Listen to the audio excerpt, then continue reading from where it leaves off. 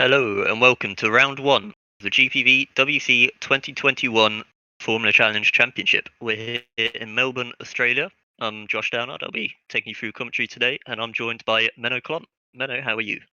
I'm great today. I really enjoyed yesterday for everybody who watched then for the Academy series, and now I'm looking forward for the first round of the 2021 Formula Challenge series here at GPVWC. So looking forward to see what the winter has done to all the drivers. Loads of new teams. So yeah, looking forward. Exactly, yeah. It should be a very good one. I'm just going to run through the calendar, because this is round one at Melbourne. We've got a 16 race calendar for you, starting now and ending on the 12th of October at Brazil. But we've got a few changes to the calendar this year. So we've got the Indian Grand Prix coming onto the calendar. We've got China and Austria returning to the calendar after leaving after the 2018 season, and the rest of it is pretty much as normal from the last few years. But it's a very good calendar and should bring some exciting racing. Yeah, it's a very good calendar, and like you said, India and China are new or returning for this year. So it will be very interesting to see what the cars will do there in a couple of months' time. Of course, we will have, I believe, the French Grand Prix at Manicourt, so it will be interesting, and yeah, we'll visit a lot of the circuits we already went to last year. So I think a good calendar all over the world. But now we are down under in Australia. Exactly, yeah. And we also have a lot of new teams to the series this year, as you said. Who do you think has come in kind of with the biggest kind of backing behind them? Who do you think is going to come in and kind of leave their mark straight away? Ooh. See, there's a few interesting ones in there. Yeah, Personally, I'd say Team Frelik have got a good lineup with them. Force Plonia as well. So yeah, there's a few good ones. yeah, I would agree. Of course, you've got a lot of new teams who are actually new to the league, so it will be interesting what they can do. But we also got some returning names or names that were in the career ladder in recent years in a higher series, and now come back to the Formula Challenge or make the debut in here. So yeah, it's interesting, and I would say TCS Off is also a team which I look forward to what they can do. Uh, I think the team Thunderdog, which already has been in the league for quite a time, they will look strong this year. But yeah, looking to the new teams, I think Aspeneo Force Polonia, if I pronounce that correctly, and I think Team Verlich look pretty well organized for the new teams. Exactly, yeah. And so you can see the drivers now heading out for their first qualifying lap. We've got a 15-minute session, still public in Super League or Super League Lights this year. It will be a private qualifying session, just to help for them. But here it's still public, so there's a chance for messy things to happen and a chance for people to get in the way maybe. And so it's important for the drivers to head out early and make sure they get time on the board. Being led there by Michael Tumala in Scuderia Cap Clay Kart. Sorry, that's a bunch of letters there. But yeah, obviously they're a team, like I said, come down from Super League Light, being Clay Geely before. So you say they have the knowledge, they should be able to give a good performance. Yeah, fully agreed on that, and a lot of drivers as well. A lot of new drivers, also drivers with a lot of experience, and yeah, I think today experience will count. It will be quite tricky, I think. Today, and we shall see. Who will be best. So yeah, looks. I look forward. Like I said, I look really forward to today, and let's see what the qualifying will bring. Yeah, definitely. And we've also got a few emergency drivers coming in. A few people as well who were just in the Academy race yesterday. So Thunderdog, Sven de Vries couldn't make it today. So he's been replaced by Dylan Platt, who obviously did quite well yesterday. Got P2, didn't he, in race 2? So, you know, he should come in. He's got the, you know, he's done 2 races here already at Melbourne, more than a lot of the SE guys have already done. So he should be able to do well. Also, Guillaume Brampton for Valley Esports did even better, winning both of the races yesterday. So you've got to say as well, he's looking strong. Obviously, he did FC last year as well, and he's a race winner. So yeah, he's definitely got something behind him. And then obviously the GPVWC Academy team, Franco Dezeo and Stefan Schreider, who both did a good job yesterday as well. Yeah, they did a decent job, and now they make their Formula Challenge debut. So it's a good and interesting grid. Well, we now see, I believe, the first sectors. Sector times come in on the qualifying. We do, yeah. Darius Andre currently quickest with 33.2 sector 1. Just beaten by Jake Denhan, just by a couple of hundredths. Yeah. Both of them should do pretty well as well. See, Darius Andre joined at the end of last season, winning a race in Brazil. So joined for TCS off. Again, a team dropped down from SLL, so they're going to be a strong package too. Got Diego Moscato now, quickest in sector 2. Again, he's also a race winner, so from last year, so he should do well. But I'm at Jake Dennehan, got both fastest sectors, so just need to finish off this lap. And obviously, this is just the bank times for all of these, so you know, it'll improve as the session continues, but still got to get a good start. Yes, of course. So it's only, I think, banker laps, and it will go even faster later on. Well, I now see the fastest time at the moment is for Darius Andre, a 1:36.282. So that's now the fastest. Yeah, actually 7 tenths. So as Jake Dennehan, his teammate, comes in 3 tenths behind him. But yeah, these guys will just be wanting to get a lap on the board. So these won't be the absolute fastest they'll go, but still, it still shows kind of maybe where people can be. And looking good so far for TCS off though. Yeah, it looks pretty good. That they at least out of the box are quick. But yeah, of course we've got a 50-minute session. But you just want to have that first fast lap in, because I'm not sure, but it could always be a potential chance of rain. So you want to have that good lap time in, because yeah, if it starts to rain, of course you will not improve on your time. Exactly. Yeah, we had last year it rained quite a lot, and that made race 1 a bit of a mess last year. Looking funny so far though, so hopefully we can avoid that. I believe Tom Parker just jumped to the second position with a 1:36.325, and Guillaume Mas, if I pronounce it correctly, is now in P4 with a 1:36.747. Yep, you got to say as well, Smile Power there. Tom Parker obviously driving for them. They've got a pretty good lineup with mainly a lot of experience behind them. Tom Parker and Mike Bell ended up finishing 1-2 in Baku last year. Obviously not driving for the same team at that point.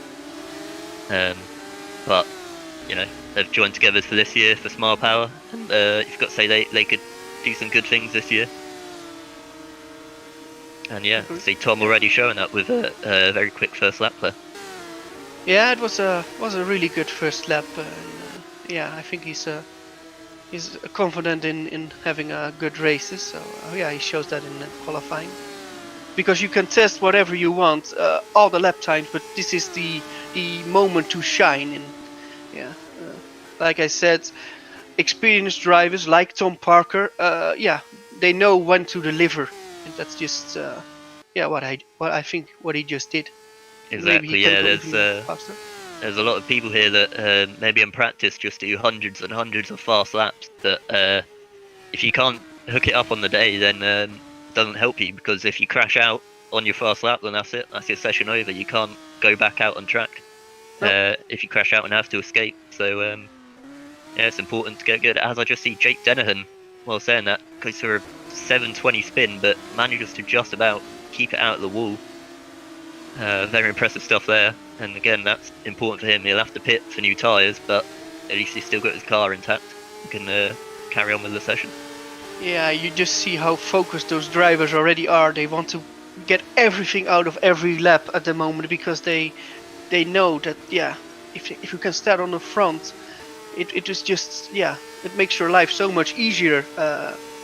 For at least the first race. So they're pushing hard, and Jake Dennehan as well. He's now still in P4. Well, I see Guillaume Brampton now went to P3. That's quite impressive from the Team Frelik driver. Yeah, I think he might be someone to look out for this season as well, as he's new to the league. He's done. Is there only one academy round he's done, I believe? Yeah, he did one academy round at Turkey, and I believe he did get a double second position. So yeah, that was quite impressive for his first race at the league.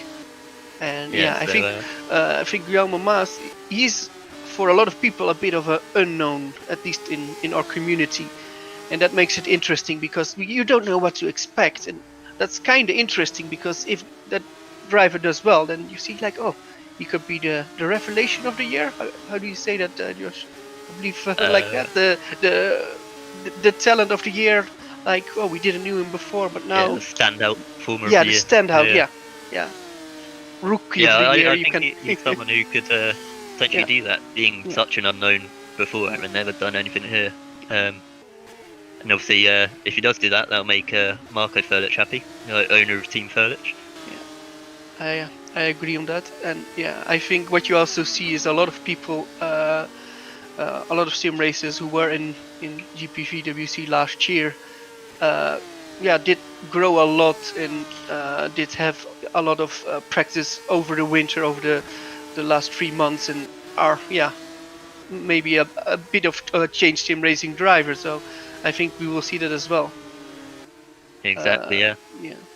Like I believe Darius Andre is somebody that was really quick at the end of last year, and for now it looks like he can carry that momentum to this qualifying session. Yeah, I know one person as well. Thinking like that is Isaac Morris. Obviously he was my driver last year here, getting a P6 last year, but he's put in a lot of practice in this pre-season, and I think he's also one that's really focused for this season, driving for happens to be another Nova Finlandia, another new team to the league. But yeah, he's P6 at the moment in qualifying. He's looking very quick. I want to give a bit of a shout out to one of our also a rookie driver, Mache Sandak, who's now in P7 with a 136.753.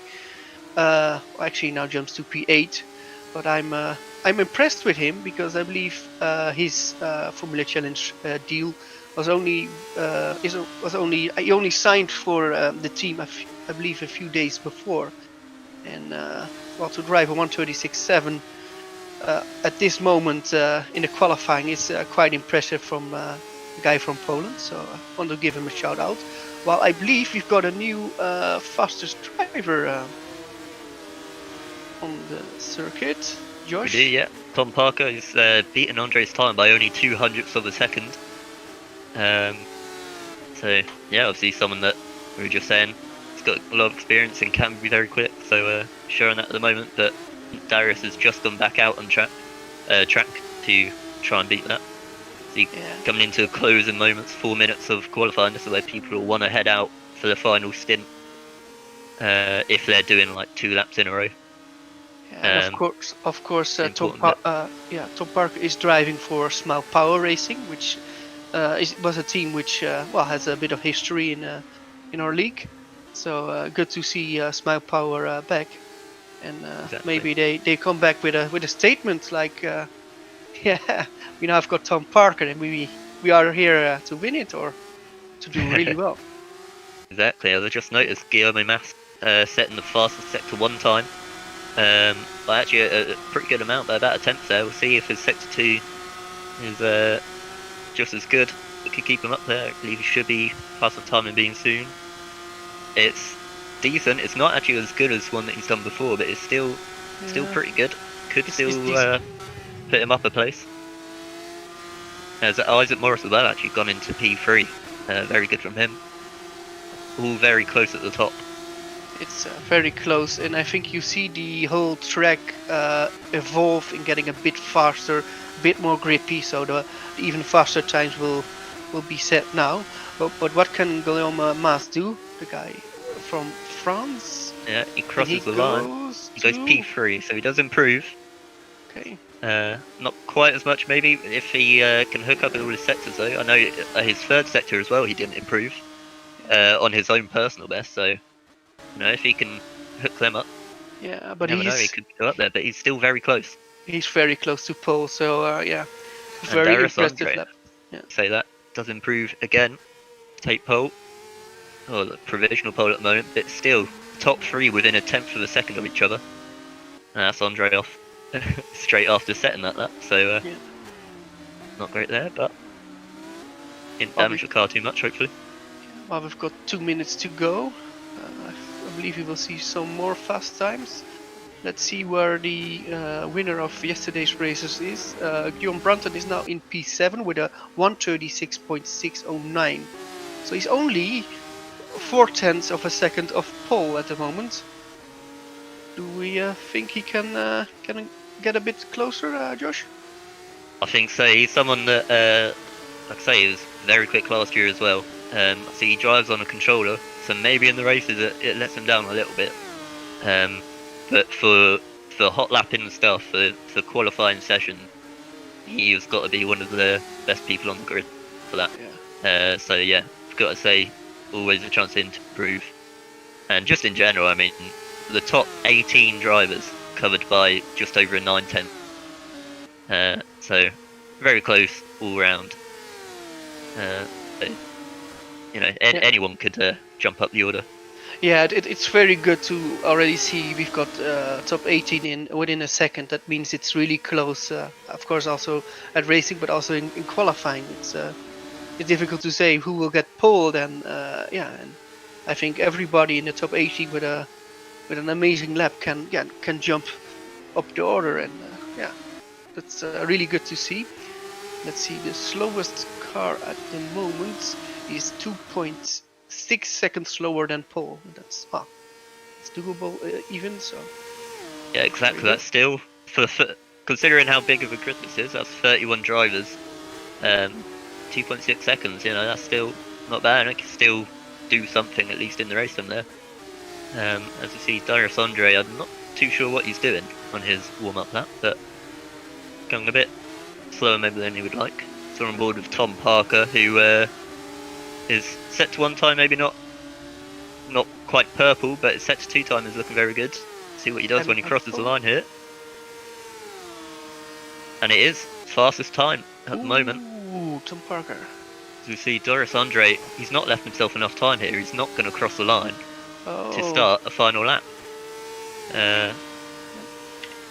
So that's a shame from him. He can't challenge Tom there. Stephen Lexo goes P3. That's very good from him. Oh, that's very good from Stephen to do that up this the last minute of the qualifying. Let's see if we see other people improve. Let's see, Isaac Morris is still on a lap. I believe Tommy Koivunen in P31 is with 2 green sectors. Can he improve? I believe not. I believe nearly everybody has set their lap now. Yeah, it's not looking like anyone can really challenge Tom at the top there. Nope. He's gone back to the pits as well. Faber, currently P7 is sector 2, is pretty decent. See what he can do when he crosses the line. Can he move up a little bit? Yep, goes up to P5. Good from him.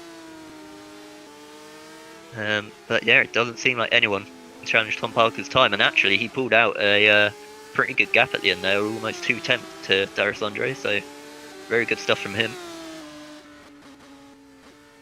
Jack Nichols here, see what you can do. Goes up to P8, it's very good. Obviously Jack Nichols and Scott Mitchell both were in Super Cup last year. Now dropped down to FC with their own team, Kings Racing.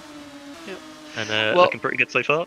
Getting back on Jack Nichols, nothing is better like if you have the final lap of the qualifying, if you can nail that lap and you can put the lap time in at that moment. So yeah, that's I think a great lap from Jack Nicholls there to get in P8. So yeah, Definitely, yeah. I think as well it gives a big confidence boost going into the race. Obviously, if you definitely. set a quick time at the start and then can't improve from there, then it maybe makes you feel down a bit. But no, that's the best time to do it. As we see here, the top 10. So Tom Parker taking the first pole position of the season. Very good stuff from him. Darius Andre was also looking quick, but couldn't quite get his final lap in, so stays P2. Stephen Lexo P3, obviously race winner from last year. He's also someone that is going to look very good this year. And Mass P4, very good debut from him. Faber P5, Morris P6, Jake Dennehan P7, Jack Nicholls P8, Guillaume Brampton P9, and Tom van der Voort. Actually, very good stuff from him to round out the top 10 there. Yeah, it's a very close top 10, but even behind the top 10, it looks pretty racy. Exactly. And yeah, with 32 drivers on the grid and in qualifying, only being 15 minutes, yeah, people can hit traffic in their best lap. So you also need to look at strategy. When will you start a fast lap? Do you have enough margin to the guy in front? It's all strategy. So I think at least Tom Parker has the ultimate lap, but maybe not everybody had that during this session. But yeah, this is our first Exactly, yeah. qualifying With how busy session. it is, there's always chance for things to go wrong. So maybe there are some people here that further down that you would expect in the race to be able to fight their way up, and that'll make it very exciting too. So yeah, let's see. We're now at warm up, which is I believe 10 minutes long, and afterwards we of course will go to the race. I believe we got a few people with grid penalties carried over from last season. Josh, do you know anything about that? Yes, we do actually. Yeah, I forgot about this. Tom Parker did a great job to get pole, but unfortunately he's got a 10-place grid penalty carrying over from last year. Isaac Morris as well. Obviously he did very well, but he's also got a penalty. Patrick Magnussen as well with a 10-place grid spot drop. Diego Moscato, who I can't remember who he is driving for. For Valence. Valence is the one. Don Hulsall as well. And Dylan Platt, obviously with a great race yesterday in Academy, but unfortunately he's also got a 10-place grid penalty. Yeah. So makes it very interesting. Obviously Tom Parker, especially, being so quick in qualifying, but now he's going to have to fight his way through the pack. Oh yeah, but I think it's good to know that you are really fast over one lap. But if there is a penalty, then of course you need to serve it. Makes things really interesting, because he then can look what he can do starting from P11 then. So yeah. Exactly, yeah. Should spice things up for us. Yeah, it Always will what we want. will not be bad for us as a viewer. So yeah, it's very good. Well, now complete again with 32 drivers in the server, because I believe during the qualifying we had 31. So somebody joined us in the warm-up, I believe. So yeah, I didn't notice who that was. But see, it didn't affect the top. no, it didn't affect the top. So let's see what people are now doing in the warm-up. So the warm-up I think is ideal to test the high fuel loads or higher fuel loads of the car, test a bit how the dirty air is behind another driver, and how you will do the starting sequence. Like, do you search for your clutch, for your bite points? How is your response time? I think those are all things you want to test now. And but you also could test. We don't have any pit stops or mandatory pit stops during the races today, but you can test driving into the pits if that maybe needed. If you're want to change something during the race, so those are all things. The important bits is, I'd say, the start. Obviously, only being so there are two 15 lap races, today. So tyre strategy, fuel strategy doesn't really come into it. So yeah, obviously you need to get used to the car in heavy fuel again. after having done a quali session, but most important part is the start. Because if you lose out on the start, then with such short races, there's not really much you could do to gain that back. So yeah, we'll see a few drivers doing some practice starts at the end of the session probably. At the moment, yeah, like I say, just getting used to the car and heavy fuel.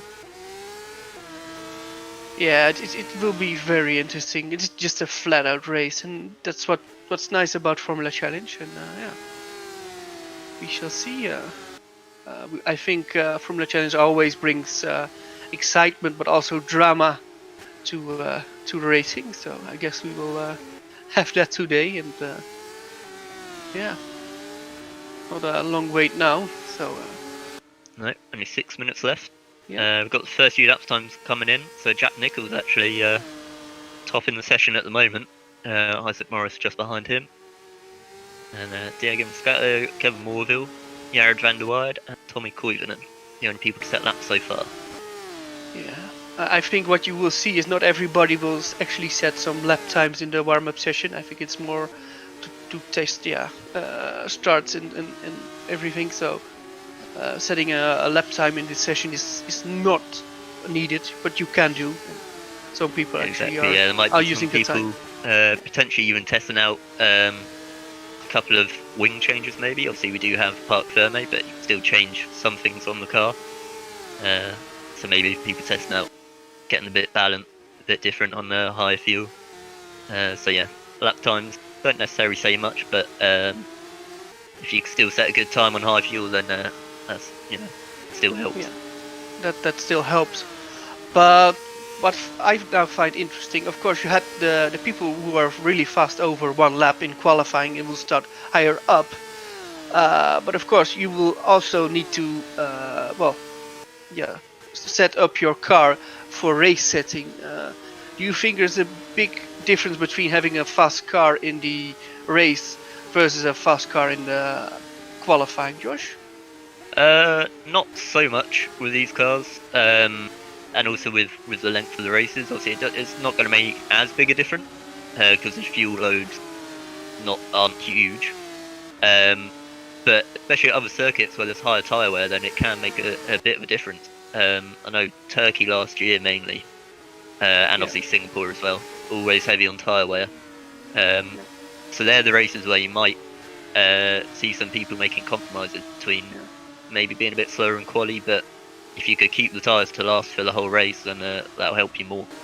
Yeah, isn't it a good idea to maybe set your car up to have a bit more top speed in the race, while maybe over one lap it will not necessarily give you the ultimate lap time? Yeah, again, that also depends on where you expect to be on the grid. See, Tom Parker, you'd assume he might, obviously he still did really well in qualifying, but you've got to say if he's starting lower down, he was going to want a slippier car to help him make his way through the grid.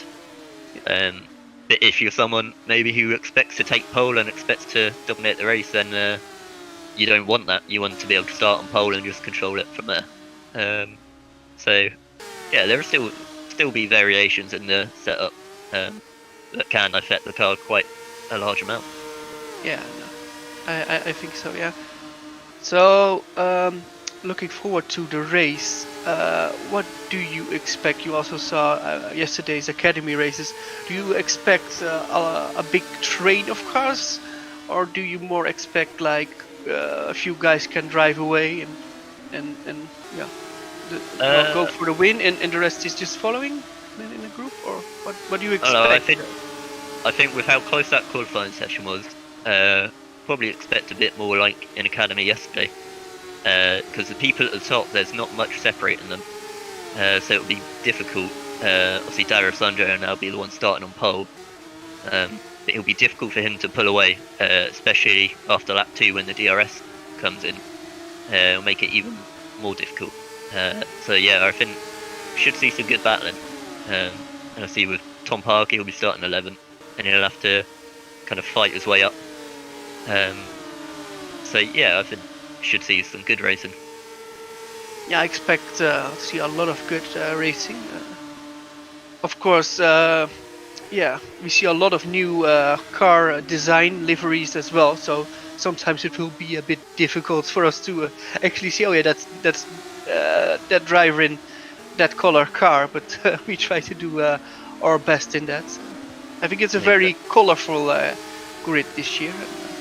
I see some really good liveries on those cars this year. So yeah. Exactly. Yeah, there are some very bright liveries as well. So they'll be making it easier for us to keep an eye on them. But yeah, overall, very good stuff. One important thing to note for this year is that the point has changed a tiny bit. So race 1 will be the same as in any other series of Career Ladder. So first gets 25 points, runs all the way down to 15th, getting 1 point. But for this year, Formula Challenge and Super Cup, we've got slightly reduced points to kind of, it's meant to encourage people to, go a bit better overall, because obviously race 2 as well, we've got the reverse grid, and that means that first in race 2 gets 20 points, and the gaps are a little bit smaller, still going down to 15th place though for 1 point. But also for both races, still have 1 point fastest lap, as long as you finish in the point.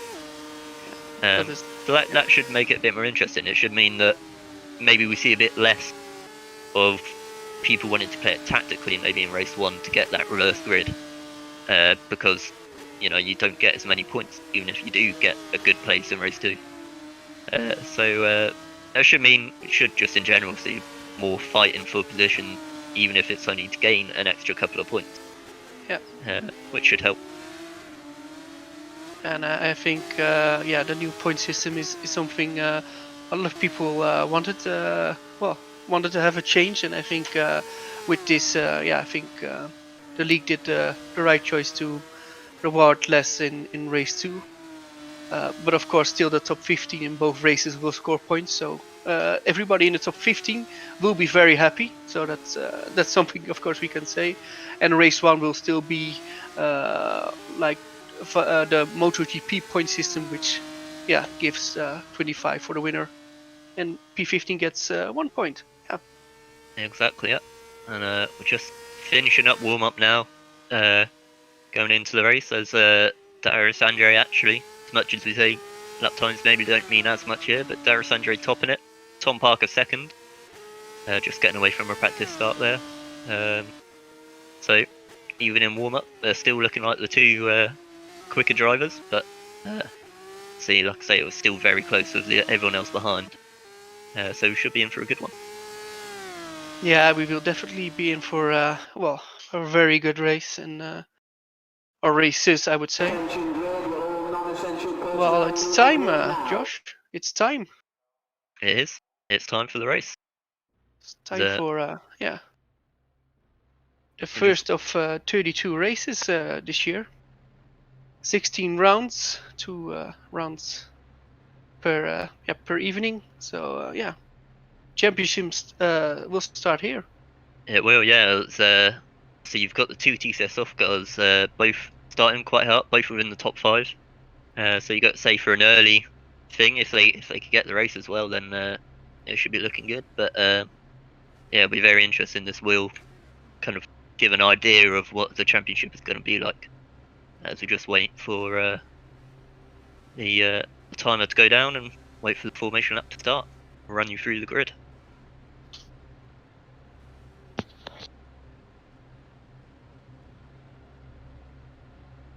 There's important to say as well, so Stephen Lexo, front row there. He did actually win Super Cup race here last year, so just did another win in FC as well throughout the year, so he'll be looking very good. As here we do go running through the grid. So on pole position, Darius Andre, looking very quick throughout the session. Couldn't quite beat Tom in the session itself, but still gets pole due to grid penalties. Stephen Lexo lining up alongside him. Guillaume Brampton, for his first ever career ladder race in GPVWC, doing a good job to get P3 there. Adrian Faber P4, he'll be someone to look out for definitely. Obviously he's done a lot of Super League Lights racing last few years, so he'll be very strong. Jake Dennehan for TCS Off, the second TCS Off guy in the top 5, as I said. He'll also looking very good, having raced in FC last year. Jack Nichols for King's Racing in P6 is actually a very good starting place for him. See, Super Cup didn't necessarily go great for them last year, but it's looking very strong here. Guillaume Brampton, your double Academy race winner from yesterday, lining up P7. He'll be looking to make his way up the grid, definitely. Tom van der Voort for Alpha Sierra Sim Racing, another new team in P8. Very good stuff from him. Mache Sandak P9 on his debut as well for Downforce. Very good stuff. Tom Parker P10 after getting pole.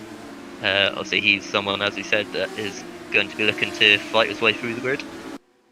Scott Mitchell for King's Racing as well in P11. Again, he was with Jack Nichols last year and had not so great a time in Super Cup, but looking good in a tournament challenge so far. Damien Scalron, the stand-in at Team Frelik. Again, someone who did well in Academy yesterday. So very good for him to start P12, and again, he'll be looking to make his way up. Luke Mitchell, Scott Mitchell's brother, I believe, in 13th for Downforce. Very good from him on his debut. Tumala 14th for Scuderia Cap Clay. Good from him. Isaac Morris P15 for Nova Finlandia after the grid penalty. And then running through the rest of the grid, we have Mike Quint for Alpha Delta, Kevin Morville for Sim Racing Guys, Roy Vazal for Thunderdog, Mike Bell for the second Smile Power Racing car, Jared van der Weide for Deltec Esports, Keith, you should say that name probably, Menno, Gijs van der Veld. Right, for Valence Sim Racing, P21. Bruno Sousa Ferreira, P22 for Deltec. Renko Dezeo, the first of the GPVWC Academy cars, P23. Diego Moscato, P24 for Valence. Stefan Schreider, P25 for the Academy. Ben Willis, P26 for Alpha Sierra. Justin van der Smissen, P27 for Alpha Delta. Tommy Koivunen, P28 for Scuderia Cap Clay. Don Hulsel, P29 for Sim Racing Guys. Caitlin Penny, P30 for Nova Finlandia. And then rounding out the grid, you've got Patricia Magnussen for Force Polonia and Dylan Platt for Thunderdog. Obviously, both of them with penalties as well. Are you ready for this, Josh? I am. I'm looking forward to it. I'm really looking forward to it. We're waiting for the lights. I now see 1 light, 2 lights, 3 lights, 4 lights, and 5 lights. And we are go, and it's a good start from our poleman. Yes, there is Andre. Had a very good start. Stephen Lexlow still P2. Oh, it's battling for P3. And it's now Jake Denham who gets P3 from Guillaume Mas. So it looks good. I believe no big incidents in the first few corners.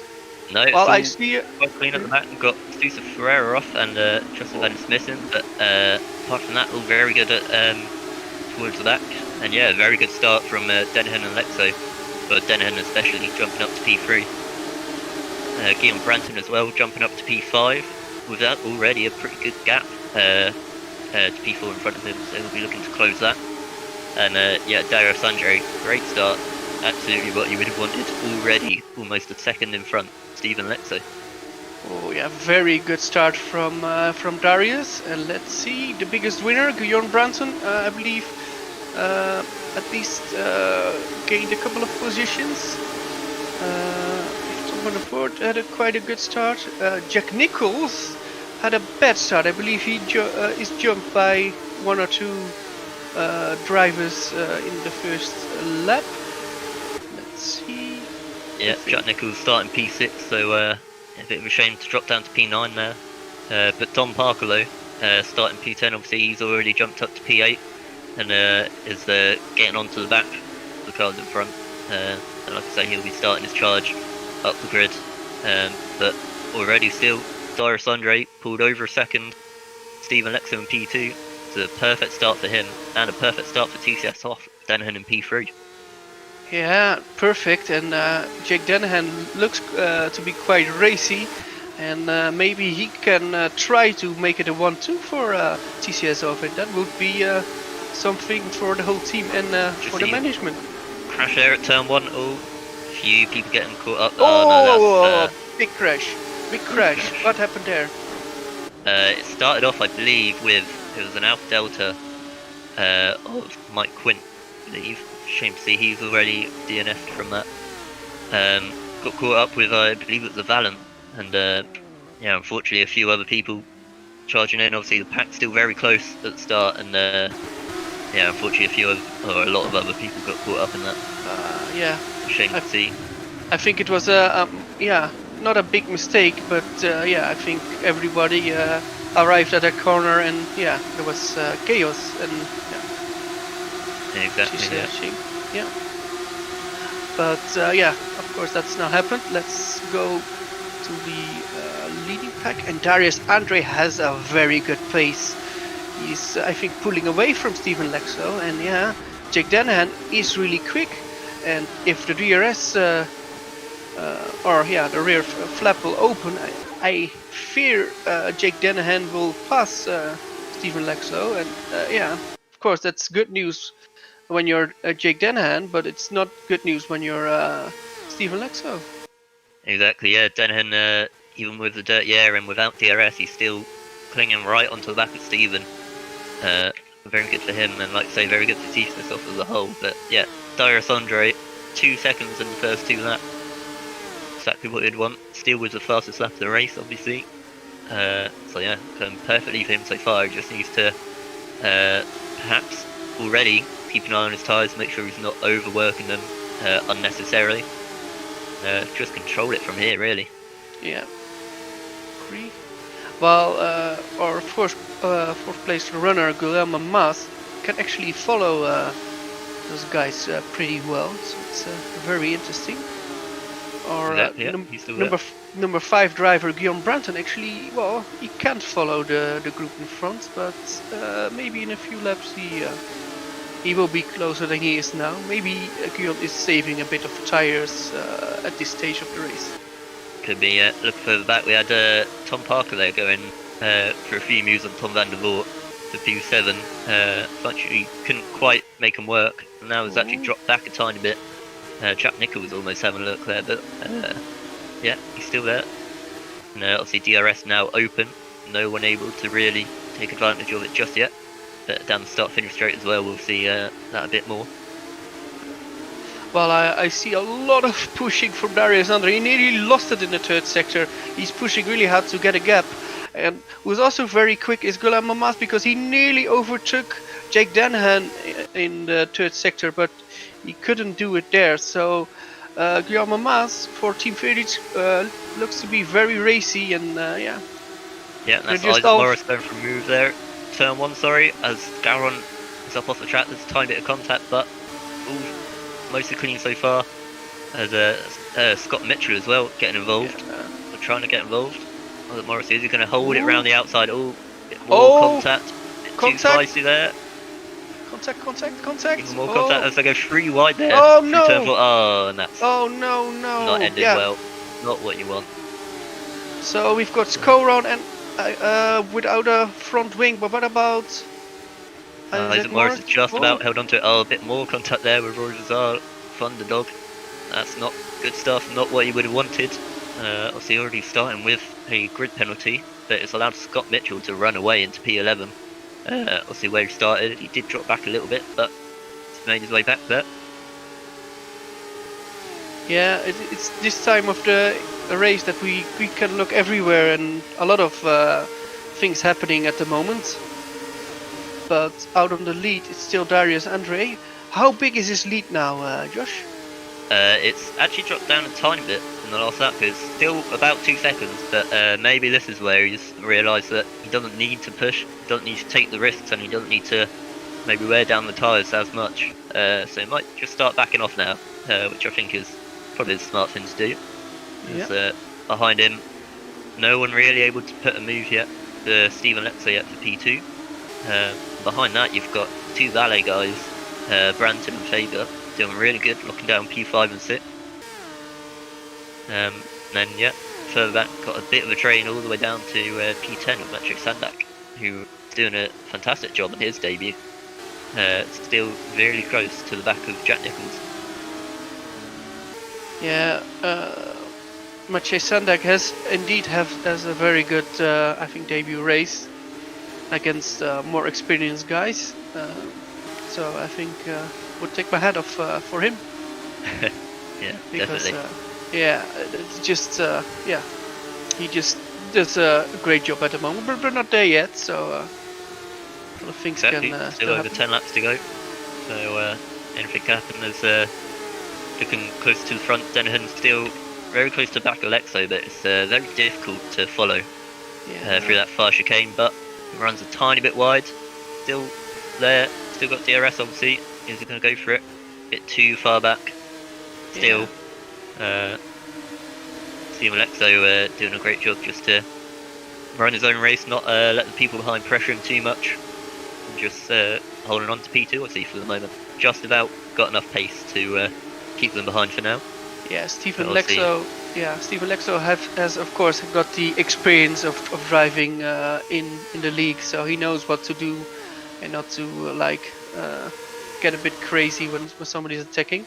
But you saw Jake Dennehan just make a bit of a mistake into the fast left-right, but that's because he wants to take a lot of exit speeds with him to actually, here we go. Alexo defending into turn 3, but no, Dennehan not able to go around the outside there. It'll be very difficult to do it, to be fair, so good defending there from Alexo, just placing his car perfectly where it needs to keep him behind. And with all of this, it's actually allowed Andre to pull ahead again, pull up to almost 3 seconds now, the gap. So he's very happy for them to keep battling. As I believe there was a slight mistake there from Dennehan, just a bit of a slide, and that's allowed Mass onto the back.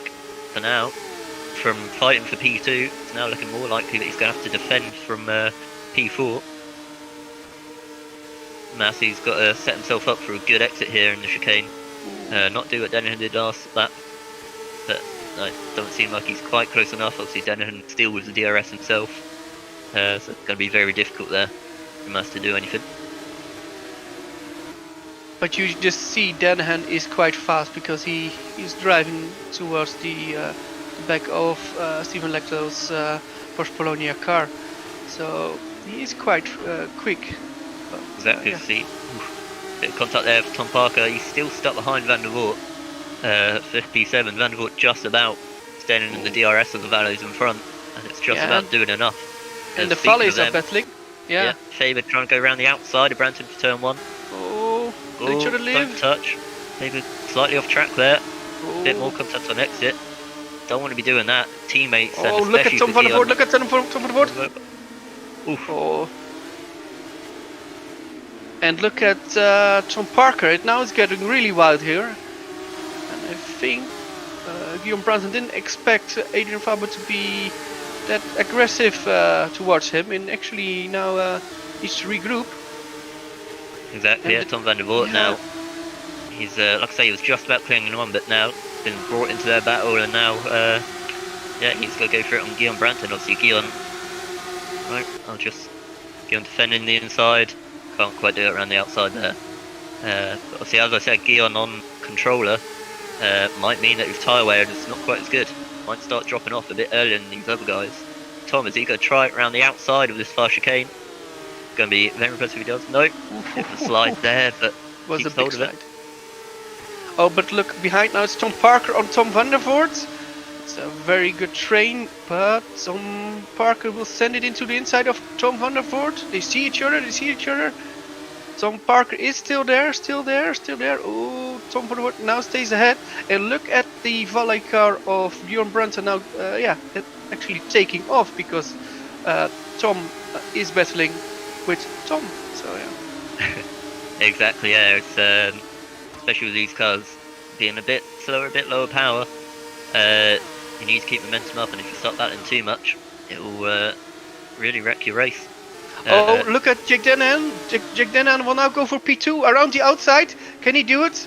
Can he take momentum with him? Oh, they touch. Dennehan runs a little bit wide, but he's got the inside there.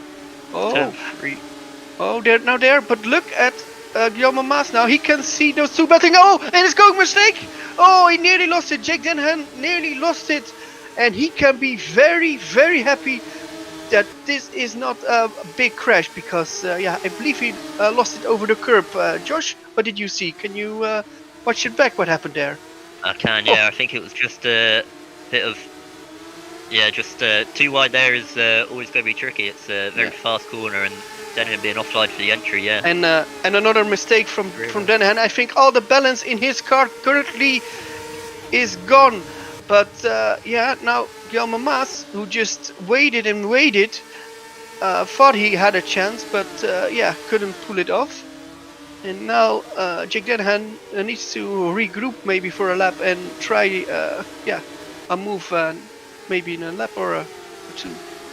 While in the front, Darius Andre just does his laps, and it's actually kind of boring. I believe he also has got the fastest lap. He's, I believe, 4.7 seconds ahead of number 2. But it's quite impressive. He did exactly what he needed to do. Pulled away at the start so he wasn't dragged into this battle that they're having, and it means now he can just run his own race. He doesn't have to push, doesn't have to do much, and just control it and allow these guys behind to keep battling and slowing each other up. So looking back, we've got Tom van der Voort going for a move on Guillaume Brampton round the outside. Turn 3, can he get it stopped? He can, but can't quite do it. Going for the switchback there, but it's going to be very tricky through turn 4. Can't overtake really around the outside of turn 4. And it's very interesting, Guillaume versus Tom van der Voort, because both drivers know how to position their cars, so they actually know what to do. While now Tom Parker tries to overtake Tom van der Voort. Oh, look at Tom Parker, and Tom Parker will now go around the outside of Guillaume Brampton, at least for try. Tom Parker also another guy which knows exactly how to place a car in a racing battle, and they just try to outsmart the other. Well, Guillaume is still ahead, but Guillaume doesn't have the pace at the moment. Josh, it doesn't look good. No, I think he was doing really well at first. As we just see Tom Parker going around the outside, trying it again. Guillaume Brampton here. Has he got it this time? Yes, he does. Bit of contact, slide there from Tom, but still just about ahead. And I think now, you've got to say he's got it. Guillaume maybe, yeah. Oh, look at Tom van der Voort. Oh, nice move from Tom van der Voort around the outside. No, Guillaume is still there. Guillaume now has the inside. Oh, this is like bumper cars. You want to play bumper cars or something? Yes. But now you see the DRS of Tom van der Voort around the outside on the braking zone. Yeah, Guillaume is still there, but didn't hit contact there, but just about survived. Yeah, and now Mache Sandak hit Guillaume, but I think I know why they hit each other, because you expect every car to have a certain, I think, apex speed, cornering speed, and because of they're fighting like it's go-karting, then people have less exits and entry speeds, and then it will change it a bit. Exactly, I think there Tom van der Voort maybe just thinking that, I mean, he was almost completely in front. It was only really his front ring along the side, so maybe he thought or hoped that Guillaume would concede there. But Guillaume, he's not really someone that wants to do that. I think now, especially Guillaume's tyres, maybe just going off a bit more than the others. Oh, a mistake from Denihan, and now Guillaume Brampton is going for P3. So they both have DRS, but Guillaume Brampton has got the momentum around the outside. Oh, look, late braking from Jake Denihan. Oh, Jake Denihan spins, and does he lose front wing? He's still got his front wing. He's facing backwards though. Oh, this will make him lose a lot of positions. Oh, a shame. Oh, he's going to be stuck in the pack, in the fighting that we saw there. Jack Nicholls just about holding it around the outside. Jack Nicholls is still there in his inside. Oh, Jake Denihan just stays ahead. But from P3 to P9, we saw balance issues before, and now it happened. We've got a battle in P3. Guillaume Brampton spins with Adrian Faber. Oh, what happens here?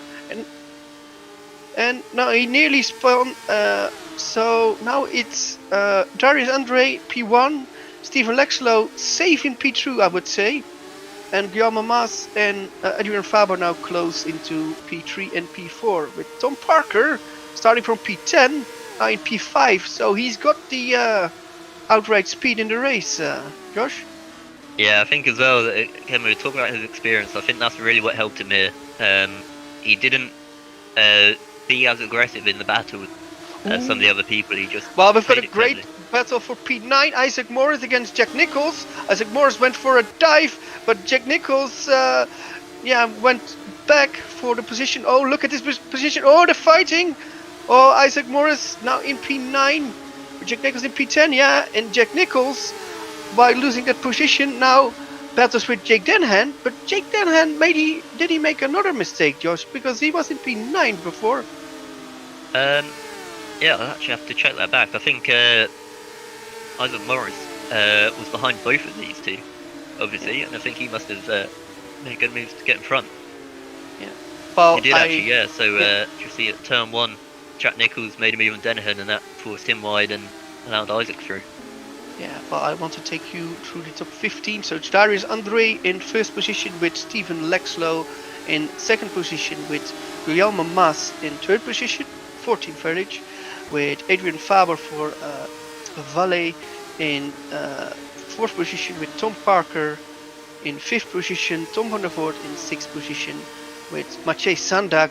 Or if he can finish P7, this would be a dream debut for the guy from Poland, I believe. Guillaume Brampton now in P8 with Isaac Morris in P9, Jack Nichols in P10, P11 now for Jake Denhan. Can he maybe pass some guys in the last few laps? We shall see. Scott Mitchell now in P12 with Mikael Tumala. Yes, Tumala. We didn't hear a lot from him, but now he's driving in P13. Roy Vazal in P14 and P15 now for Diogo Moscata. So those are the point scoring positions at the moment. Let me see. With Darius, Andre has now got the fastest lap time. So if he keeps that, Darius will get another point. Am I correct, Josh? Yes, he will, and he's still got a really comfortable gap to Lexo. So I think now he's got to be just cruising to the end. I just want to say though, so you've got P14, got to say Rory Vazal starting down in 18th. He's done quite well there to get P14, but was almost on the back of Tumala, but just made a mistake there. Moscato in 15th, though, started P24. So that's very good stuff from him to make his way through. Obviously, he had a big crash, so he must have avoided all that. And to get P15, 1 point, would be good for him and Valen. But also, Petreka Magnusson in P16, starting 31st position, back row. Done a great job to pick his way through to P16. Might not reward him with points, but it puts him in a good place for race 2. And if he can keep that kind of momentum going, then it could help him there. Yeah, I think it's impressive if you start, because of a grid penalty, you start last or on the last row, P16, then I think you already did quite a good race, and let's hope for him he can at least score 1 point, because then you got something. It will be very close in the final couple of laps. How many laps do we have to go? Dennehan actually lost the place as well to Mitchell somewhere there, so I think now with his balance issues he's already having and tyres that have got to be very worn after a couple of spins, not a good end to the race. It was looking so good for TCS off, but unfortunately maybe battling a little bit too hard and it's not paid off there. Yeah, I at least would say it's balance issues. At least that's what it looked like, and if that was caused by the setup or by overheating tires, I don't know, but it didn't look perfect, and I think if you want to go fast, the car needs to be nearly perfect. Exactly, there's no point having a car that can set the quickest times if you're going to spin every lap on it. And obviously, like say, we don't know necessarily if that's the case, but that is what it looked like just from outside the car. So the closest battle at the moment, Guillaume Brampton, he dropped down a little bit, but seems to have consolidated his spot in P8, and still on the back of Mache Sandak. So maybe he will be looking to do a few moves there, but Mache at the moment, like I say, still on his debut, so doing a good job. Just hold on and not get caught too much in a battle. Yeah, I fully agree. Wow, Darius Andre is really impressive. I think a lot of people said to me, watch Team Frelik or watch Aspineo Force Polonia, but yeah, TCS of with Darius Andre look mightily impressive, at least for this first race, and yeah, I believe he is going. Yeah, he's doing well, and where he finished last season, he looks to be continuing that trend. So yeah. Exactly, yeah. I think he was always going to be one to look good. Obviously, he only did, I believe it was only 2 rounds he did at the end of last year. One of them ended in a race win at Brazil against people that have been doing most of the season. Yeah, that was a good look for him, and yeah, like I say, he's carried it on here. We've got near the front as Mache Sandak just getting past some back markers there. Gives him some DRS. That's allowed Guillaume Brampton right onto the back of him, actually. So he's going to be able to make a move into turn 1. He's going up the inside. He's late on the brakes, and he's got it.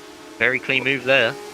Very good stuff from Guillaume. So maybe that car playing a part gave Mache some DRS, but maybe also held him up a bit. Yeah, that was a very good move from Guillaume, and I think Mache Sandak also knows that a P8 position would be, I think, a dream debut for him. So I think he will not take huge risk for it. Yeah, I think at least. Well, it's like for that, Roy Vazal and Tumala going through a battle at turn 1, make some contact. That's spun both of them. Tumala's dropped down to 15th. Roy had a spin. Hold on to 13th, but that's allowed Diego Moscato right onto the back of him. He's got a great exit there, and he's given him a little bit of a nudge. That's not very nice there from Diego Moscato. Taking the position, but dropped Roy Vazal massively behind Tumala again. But he's got a decent gap back to Troika Magnussen, so he'll just try and keep it calm for the final 2 laps, and they should still get at least some point. Well, let's see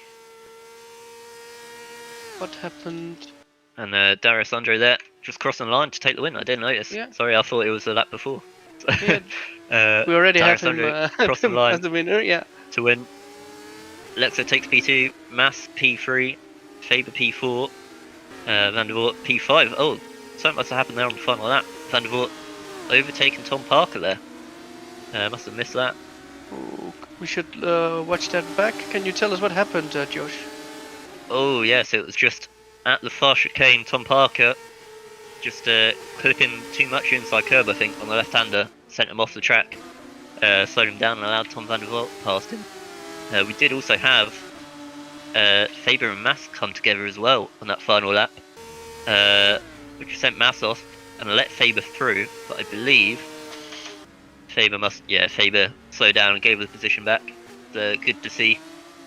And well, he had to time it well to still get P4 there, but yeah, it's nice to see there from Faber. Then further back, we'll see Guillaume Brampton, as we saw, takes P7 ahead of Mache Sandak. Isaac Morris did quite well to get his way back from the grid penalty to take P9.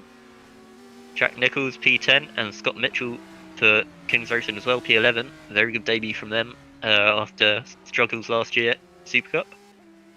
Jake Dennehan, see, after such a strong start, unfortunately a few issues later in the race drops him down to P12.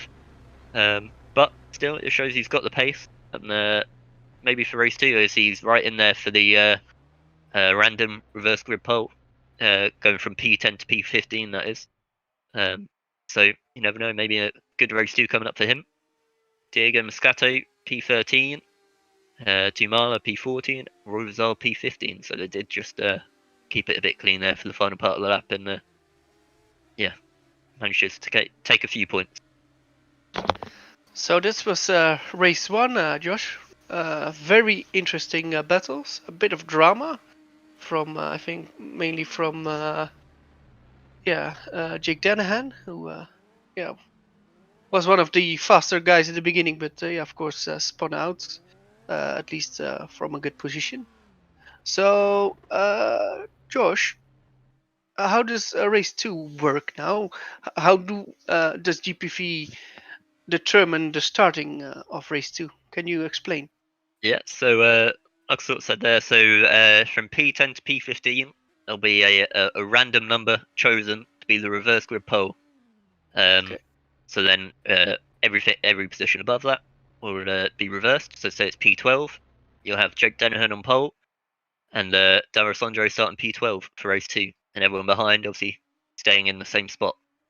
Yeah, I mean it always spices things up, can allow for some surprise winners maybe, and gives us a good chance to see these guys that are so quick, especially Dara Sondro, so quick in race 1. But he's going to be in the pack, and he's going to have to maybe control that a bit more, and make his way through traffic. Something that he definitely didn't have to do there in race 1.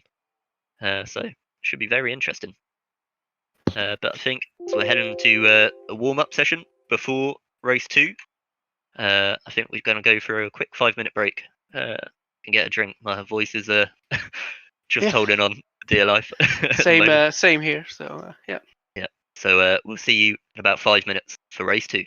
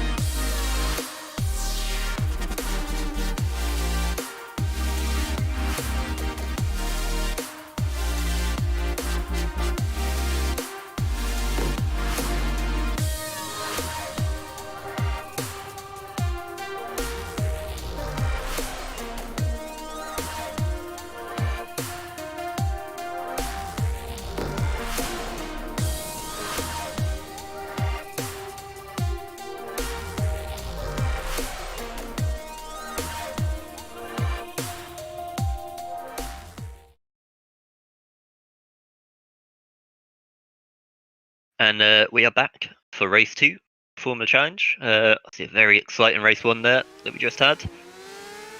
Final 30 seconds here of warm-up.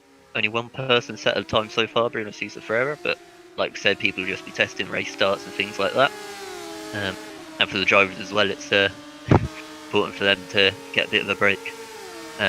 We could say, so top 15 will be reversed for race 2. So that'll be Roy Rizal on pole. So good from him. It'll be. He had a relatively quiet race, maybe, to bring his way up to P15. But yeah, he'll be open to be able to hold on for that. And it means you've got Darius Andre in P15. He'll have to be fighting his way through. I see Tom Parker as well back there, Stephen Lexo. So yeah, it should be set up for exciting race 2. What do you think, Menno? Yeah, it's very interesting that at this circuit where overtaking can be quite difficult, that we actually see the whole top 15 will be reversed. So yeah, for the winners or the winner of race 1, it will be a really big task to drive back from P15 to a good position. And for Roy Rizal and all the other drivers close, it will be a very good chance to score good points in race 2. Of course, less points now for race 2, but yeah, if you can get a top 5 at the beginning of this season, I think you will feel great. So it will be a very interesting race, race 2, and Exactly, I'm looking forward. Yeah, I think as well. I mean, even if it's a reverse grid or not, a win is a win, and it still feels just as good either way. So yeah, these guys maybe starting a bit higher up the grid than they would from a normal qualifying session. It's a very good chance for them to show what they can do when given the opportunity. So now go to the race session.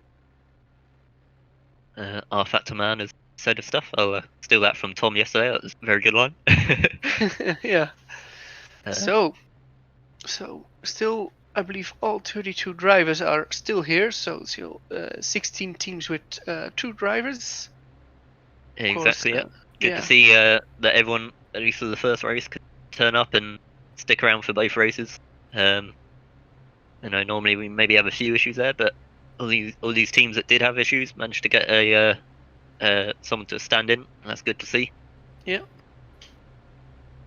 We're waiting for everybody to line up, and then we're going through the grids, and we're waiting for it now. I think nearly everybody lined up.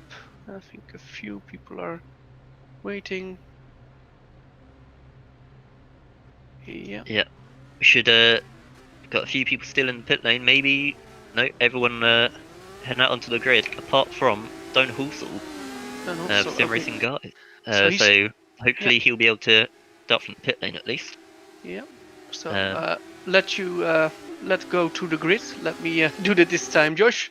So it's Roy Rizal, who starts from pole position in the Thunderdog, a very experienced Dutchman. So let's see what he can do.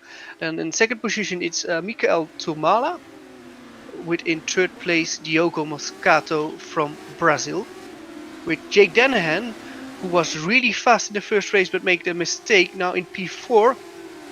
Maybe this is the guy you want to watch in race 2. Then in P5 you got Scott Mitchell, and in P6 it's his teammate Jack Nichols. So very good for that team for race 2. Let's see if they can get a good amount of points. 7th position for Isaac Morris, and 8th position for Mache Sandak, with 9th position for Guillaume Brampton, and 10th position for Tom Parker, with 11th starting position for Tom Vandervoort, 12th for Adrian Faber, 13th for Guillaume Mas, 14th position for Stephen Lexo, and our winner for from race 1, Darius Andre, starts in P15. Then the next part of the grid is Patricker Magnussen from Iceland in 16th position, with Gijs Zonneveld in 17th position, Caitlin Penny in 18th position, with Yara van der Weide in 19th position, with Damien Scalron in 20th, 21st for Kevin Morville, 22nd for Bruno Souza Ferreira for Deltic Esports, 23rd position for Dylan Platt, 24th position for Mike Bell, 25th position for Remco de Zeeuw, with 26th position for Justin van der Smissen, with 27th position for Stefan Scheider, 28th position for Luke Mitchell, 29th position for Ben Willis, 30th position for Tommy Koivunen, 31st position for Mike Quint, and let's see, I only see 31.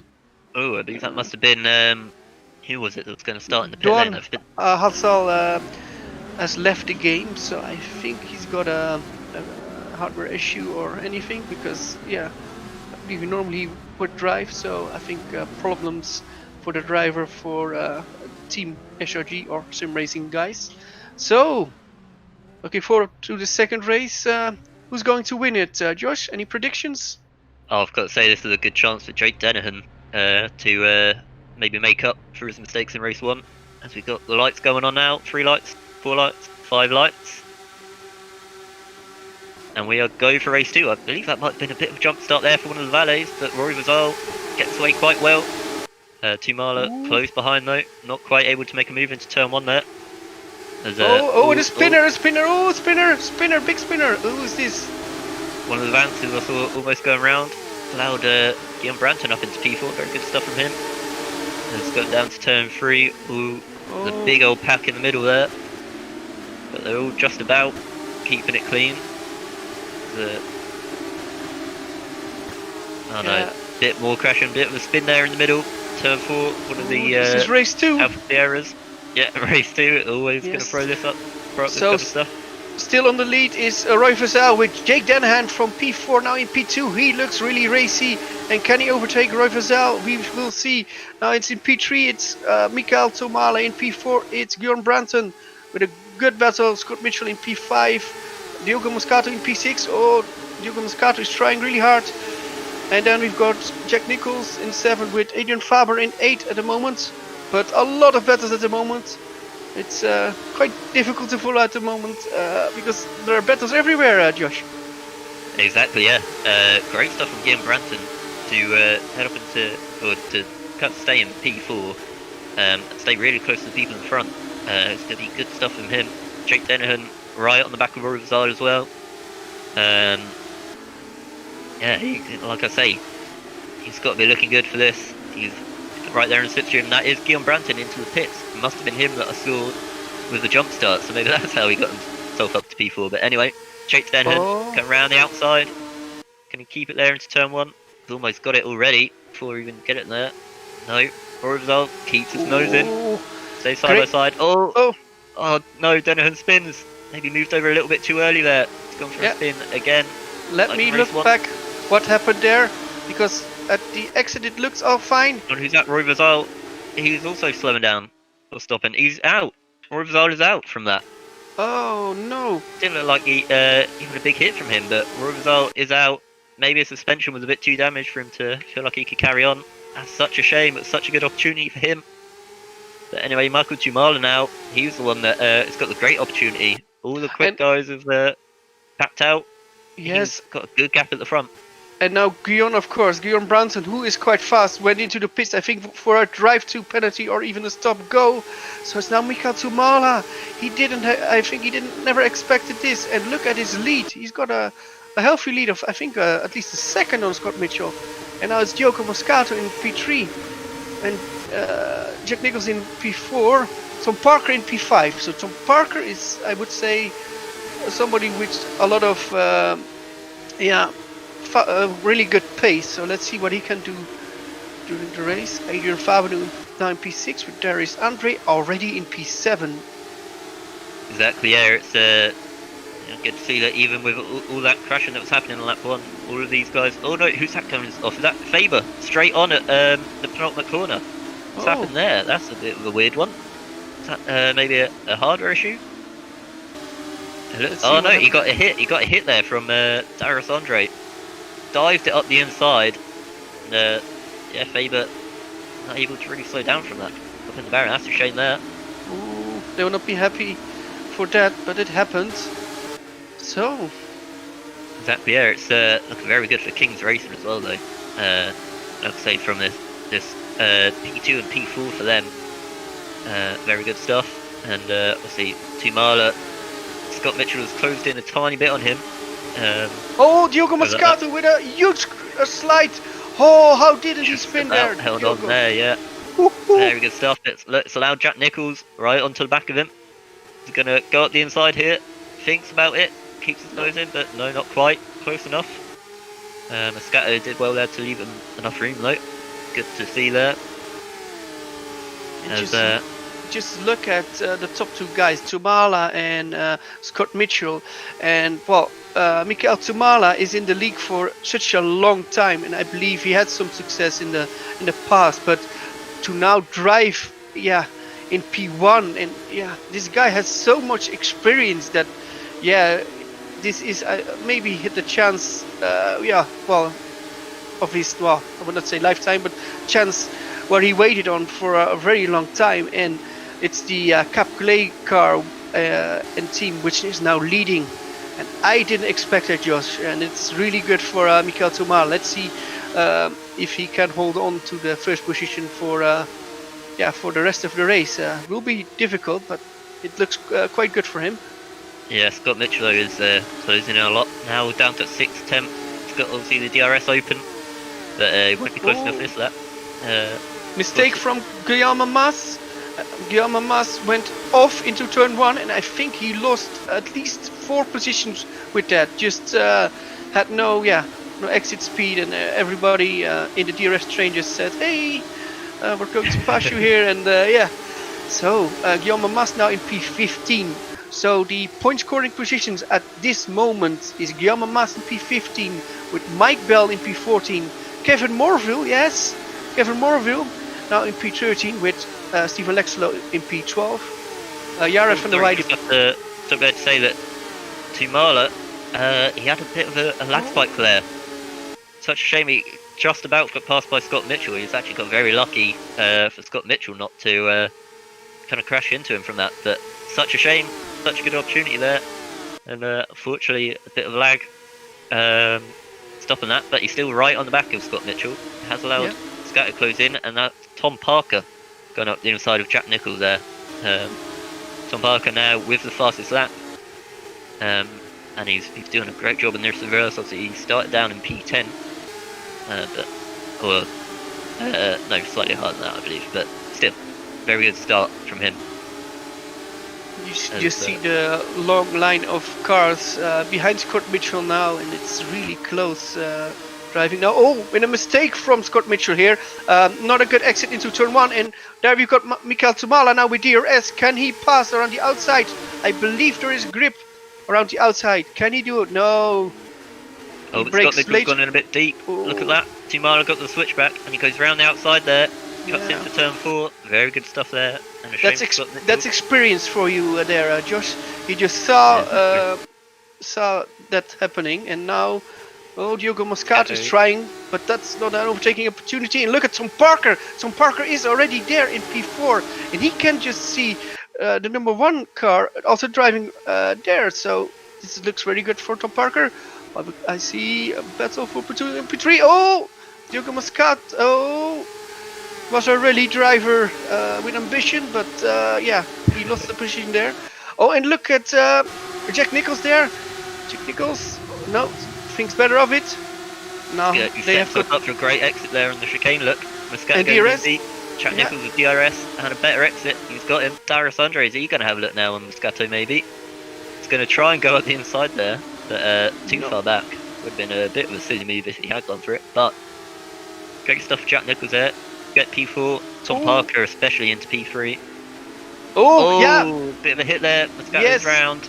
That was a hit from Darius Andre on Diogo Moscato, but I believe Diogo Moscato did move a bit under braking. I didn't see it fully, so I don't want to judge too much. Maybe he already did that, but it was a bit of a difficult and a strange move in the braking zone. But, it was a bit of a movement. I think he might have been potentially even looking for either to defend or look on Jack Nicholls, but unfortunately ended up with a bit of a collision. It's a shame there. That'll have to go to the steering soon probably. There's Mache Sandak, I've got to say, up in P6, doing a great job so far. This guy, he did well in yeah, race 1 and he's done a great job to keep it through for race 2. it just looks like he's doing it for years. Like Does. experience, just survive, look what others are doing, and just yeah, strike when you can.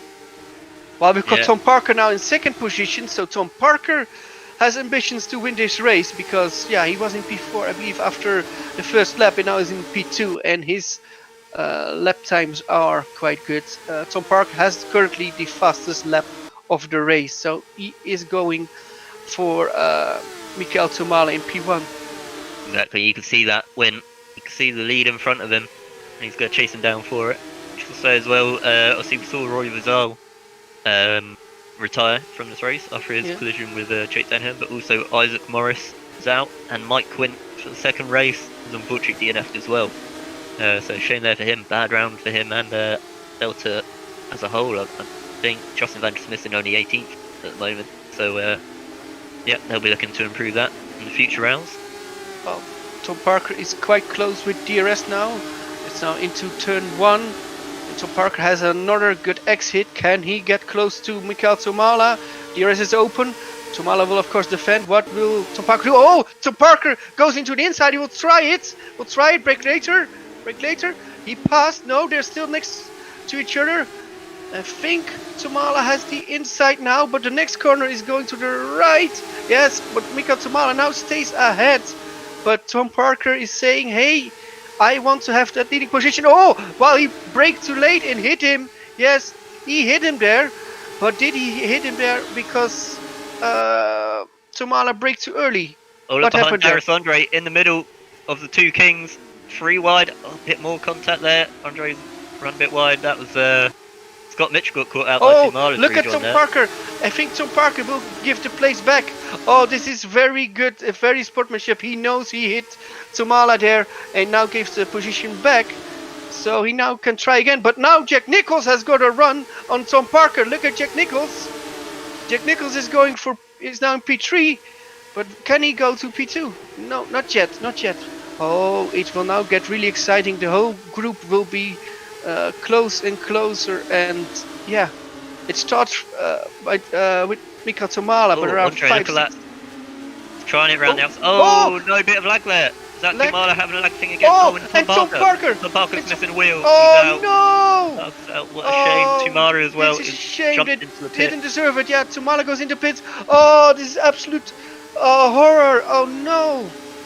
It has been the Kings Racing guys currently leading a 1-2. Jack Nichols in front. Darius Andre though, he was so strong in race 1 and he's right behind them. Go for a move on Scott Mitchell here into turn 3. He's going to look round the outside, brake very late there, very nice, but a bit too much, a bit too deep into the corner. He's not made that work. Mache Sandak into P4, very good stuff from him, and Damien Scalron as well in P5. So he did well in the Academy race yesterday. He's done a great job here. P6 behind, but such a shame there.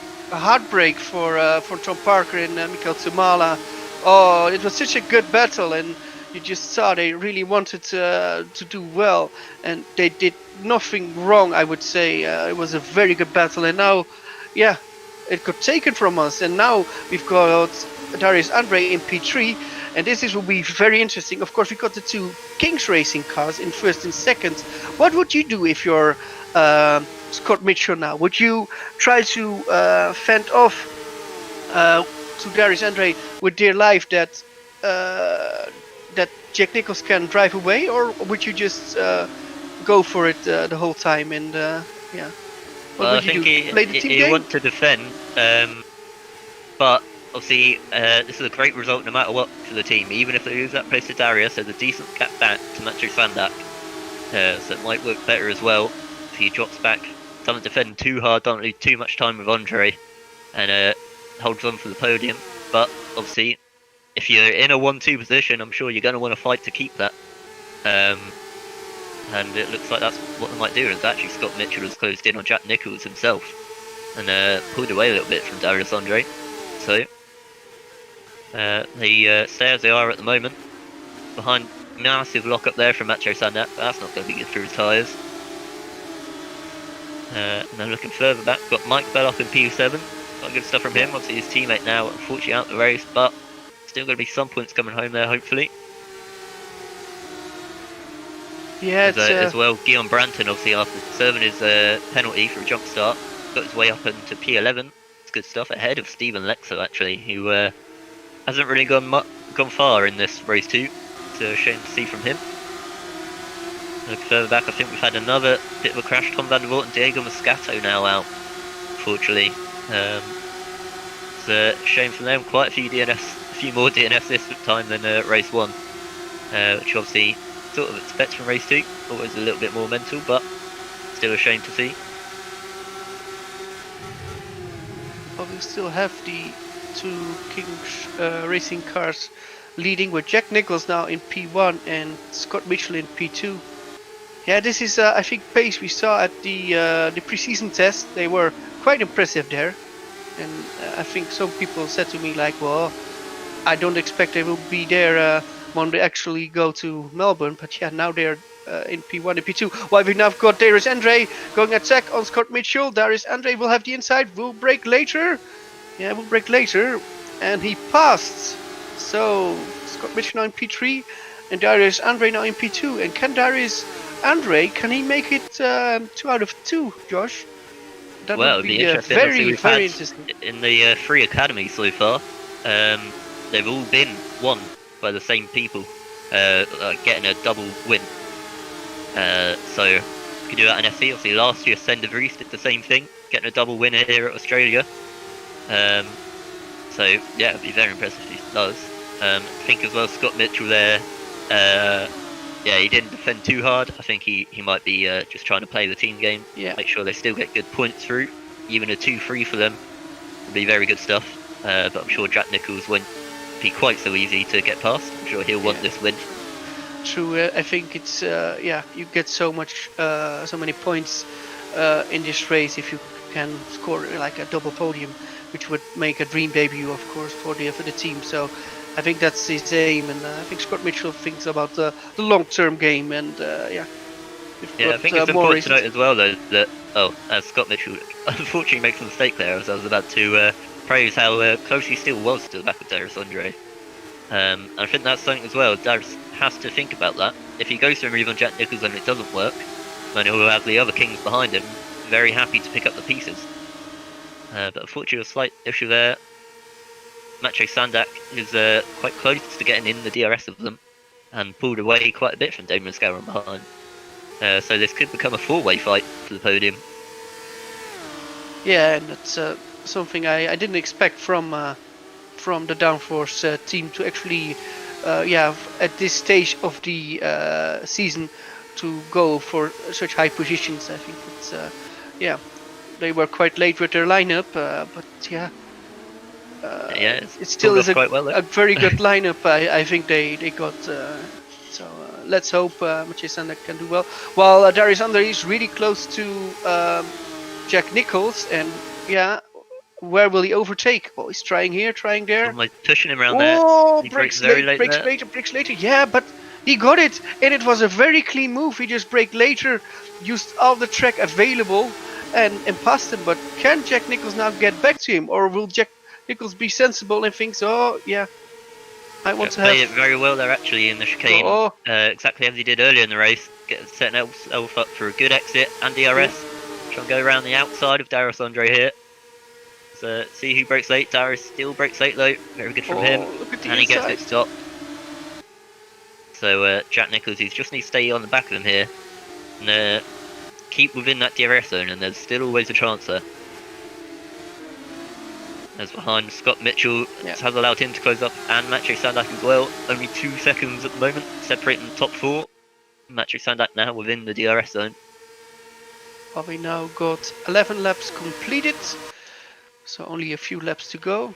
And I now think we can see Darius Andre pull away, at least if he can get some clean laps in. And if he can win 2 out of 2, this will be a dream debut for TCS of Racing. Exactly, yeah, Jake Dennehan doing a bit better this time than race 1. As I say that again, curse of the commentator.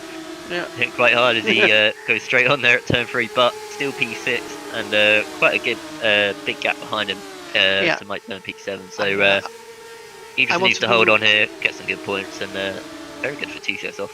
Yeah. I want to do another shout out for Kevin Morville. We didn't hear anything about him in race 1. I think he was in an incident in one of the first laps. He's now driving P9, so if he can finish there, he will get some good points for the team, which will be, I think, the first points for sim racing guys or the GRG team. So, yeah, I think as well. Jared van der Weide in P10. I can't remember where he finished in race 1, but he definitely wasn't. Well, he wasn't in the points. I know that. So he's doing very well in P10. Got a good gap behind and in front of him. So if he could carry on again, first points for Deltec. Obviously this season they are a returning team. Haven't been in the Super Cup previously.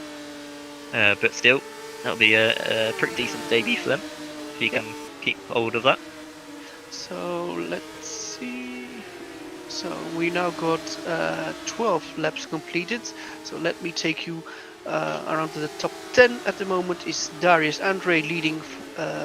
Then it's Jack Nichols, Scott Mitchell, Mache Sandak, Damien Scalron in 5. So yeah, he had a problem in race 1. Now he's in P5. Damien Scalron, Jake Denhan in P6 with Mike Bell in P7, Guillaume Brampton in P8, Kevin Morville P9, and Jared van der Weide for Delta Racing in P10. Yeah, and I think we see Darius Andre here, doing exactly what he did in race 1. He's taken the lead and he's just pulling away. Jack Nichols doing what he can, but I think for them they'll be very happy if they can keep following with 2-3. But Mache Sandak behind has closed in quite a lot, and he's brought Scalron with him. So it's not over yet for this battle for the podium. No, it's not over yet, and maybe the downforce driver can get a podium and steal it away, potentially for one of the Kings Racing guys. So that will be very, very interesting. And yeah, let's see what will happen. Mike Bell had a bit of a quiet race, but a lonely race. So I just want to say, Jack Nichols though made a bit of a mistake. But now Scott Mitchell very close, but he's not going to do anything too untoward, but close them up even more here at the front. There's Mache Sandak, who's well in the DRS zone.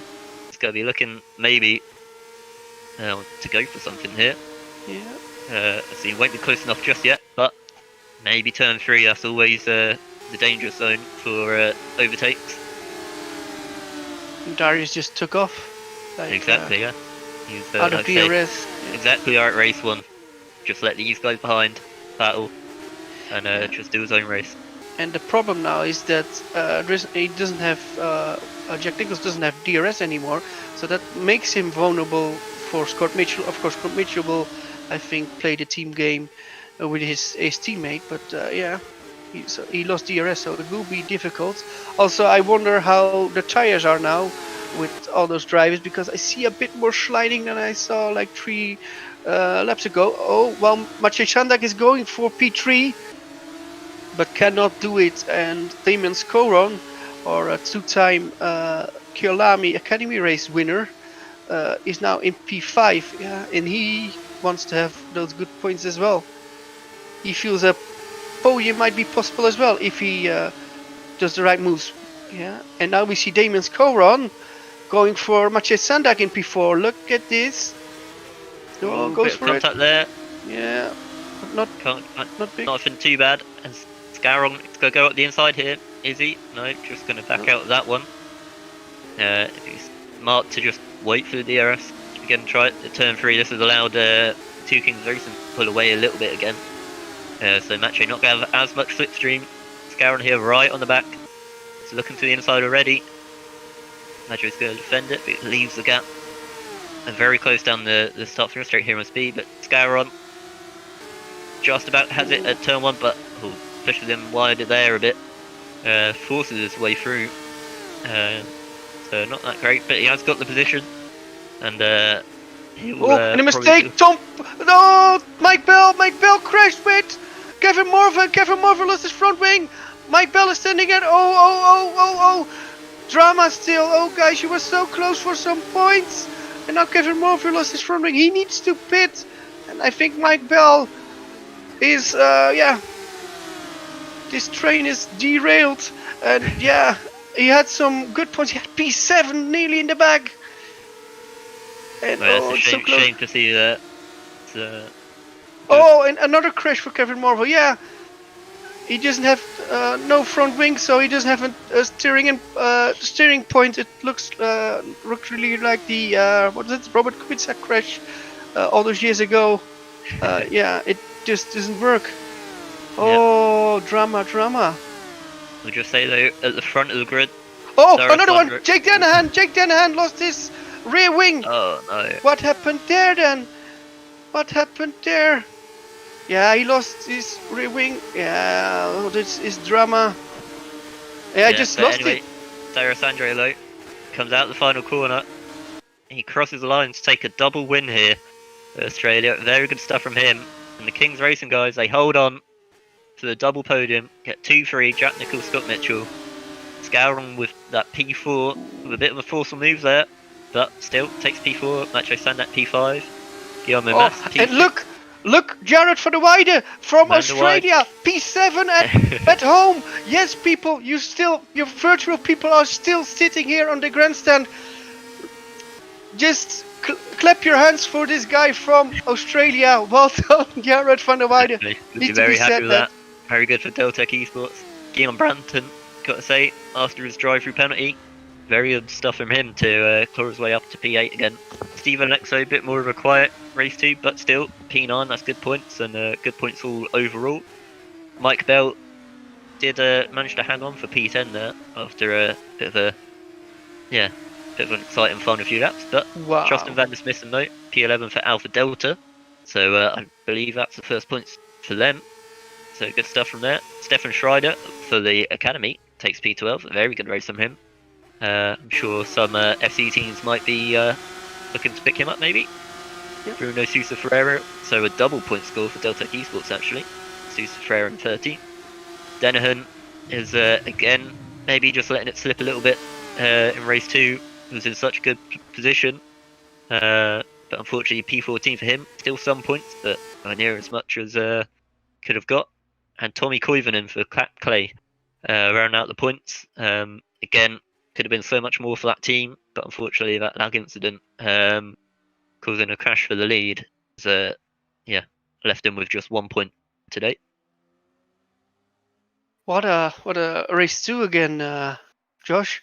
It was more than expected, and especially the drama was at the beginning, halfway, and at the end. We saw, of course, Roy Vizel crash out, which was a huge shame that he crashed there.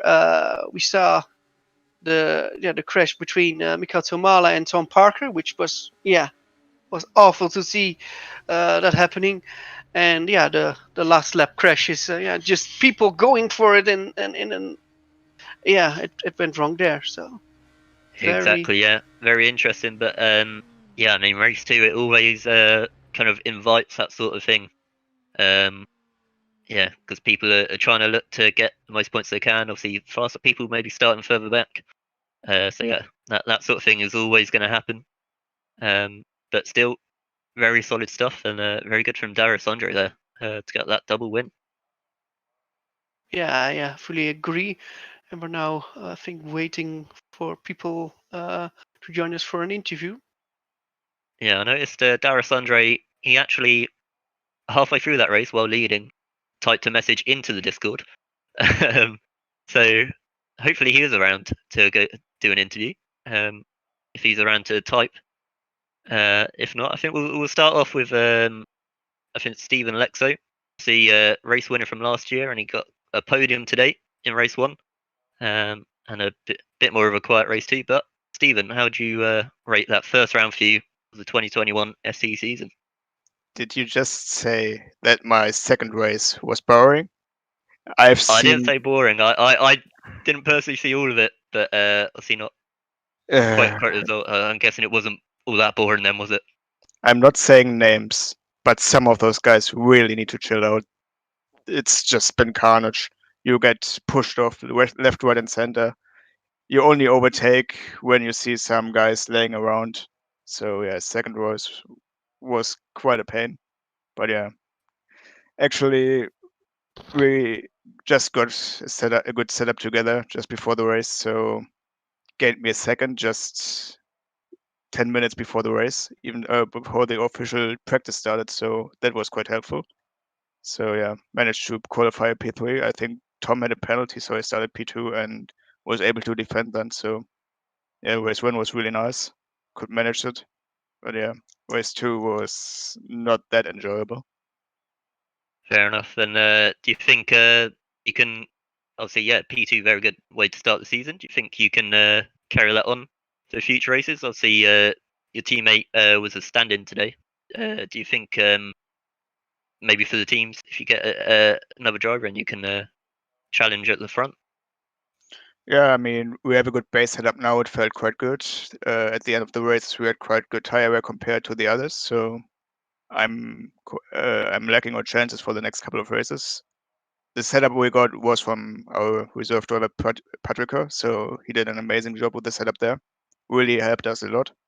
Got a bit unlucky with all the carnage going on. I think finished P16 twice, so really unlucky for him. But yeah, the atmosphere with Anthony being in the chat as well, it's been a very nice atmosphere. That's very good stuff. Look forward to seeing what your team can do later in the season. Next interview will be with Tom Parker. Obviously, having such a good race one from him after getting pole, unfortunately with a grid demotion. But race 2 was looking so good, but unfortunately, unfortunate lag incident there dropped you back or made you DNF. Yeah, poo happens, doesn't it? Really. Yeah. Yeah. Oh well, it happens. I mean, pole out of I'm really surprised. Obviously, I topped pre-season. I thought, oh, that's a laugh. It's nice. And I did it in quali. I went, I might have some pace here. But then, yeah, it's race 1. I was having a good fight. I couldn't get past Landy View, and we had a right. To be fair to him, I had a really good battle with him. It was just couldn't get past him. And then when I did, I just obviously ran off the road when I did get past him anyway. So it happens. I mean, I'm still happy with 6th from 10th anyway. And then yeah, race 2 was going. I mean, I passed everyone cleanly. I was the fastest on track by a bloody mile. And then yeah, I should have been a bit braver on the brakes into turn 3 on Mikhail. First time I went for it, I braked a lot earlier because I thought a lot further into the braking zone. I thought, oh damn, I should have gotten really. Maybe I should have been a bit more brave around the left, outside on the left-hander after. But yeah, I didn't hit him off. I thought, I can't not let him go, so I'll get a penalty. But in the end, that's what killed me. So yeah, it happens.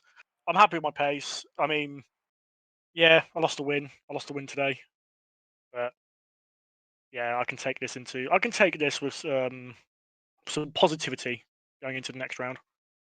Yeah, it's good to hear, and you think as well. Like say you're a bit surprised maybe by your pace at the start, but you think that's kind of give you a bit of a confidence boost, even though maybe it wasn't the result you wanted, to maybe show that you can get the results further into the season. Yeah, it does give me a confidence boost. I know Sven's coming back for the next race. So I think that's probably the season over for everyone else. But yeah, it gives me a chance. I was thinking in the back of my head, you know what? I probably can get a podium from here in both races, and I think I was unlucky not to. It's just one of those things. I mean, I wasn't decisive enough in my overtaking. I wasn't really thinking as well as I should have done, especially for someone so experienced. But yeah, it does give me confidence. I mean, Melbourne, I've not always been the quickest at, so to see me going pretty well there is good. Bahrain's more of a traditional track for me, so we'll have to just wait and see from there. But yeah, well done to podium winners in each race. Well done to you, all of them. And I'm looking forward to Bahrain and the season ahead with Mike. Me and Mike had a good laugh as always. So yeah, just looking forward to it. Very good stuff. Yeah. So it seems like Darius Andre, unfortunately, isn't going to be joining us for an interview today. So Menno, would you like to round out what you thought of that bit of a chaotic round of Formula Challenge as always? Yeah, well, yeah, it's kind of as expected, but we saw some really good battling, and yeah, some new teams already made their mark. I think we saw some really good racing, but like always, Formula Challenge also brings some drama. Some new names now really arrived at the top of the Formula Challenge, so that's good to see. Yeah, and all the drama is why we watch as well. So yeah, I think we could be very happy with what with some things what we saw today, and yeah, let's see if some people will get some penalties for their driving. We will see about that, and yeah, then in 2 weeks' time we will tell you about it then. But yeah, Exactly, yeah. Australia was quite good. I would say maybe a lot of people are rusty because they practice a lot, but maybe not with other people. So yeah, but yeah, Exactly, yeah. As I agree with that. And I think it sets us up for quite an interesting season. Obviously, Tom mentioned there that Sven de Vries will be coming back, and he's always someone that is going to be at the front, always going to be Yeah. fighting for wins. But I think Dara Sanjay especially looks very good today, and there's a lot of people that I think can be at the front and can even improve over the season. Like Yeah. Masse did a great round, even on his debut. So yeah, and as you touched on there, you could join us in 2 weeks' time, the 16th of March, for Bahrain round 2. And in the meantime, we have Super Cup on Thursday, and next week will be the first rounds of the development series, Super League Lights, and then Super League on the Thursday. So make sure you don't miss them. But for today, goodbye from us. Goodbye from us. Bye bye.